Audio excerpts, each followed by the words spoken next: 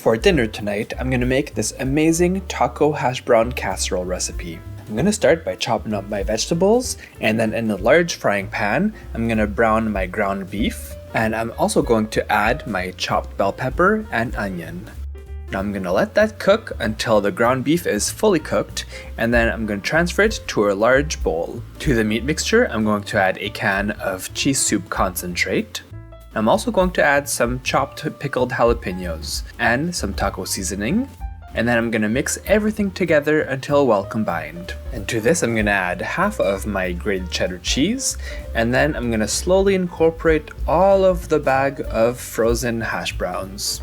Once I've carefully added all of the hash browns, I'll take my 9x13 baking dish, give it a good coating of nonstick spray, and then I'm going to transfer all of the taco hash brown mixture into the baking tray, making sure that it's nice and even, and then sprinkle it with the rest of the grated cheddar cheese. Then into the oven it goes for half an hour, and look at this delicious taco hash brown casserole, perfect to serve with your favorite toppings like sour cream and salsa. This is such a crowd favorite, so make sure to get the recipe at FrenchKissCook.com.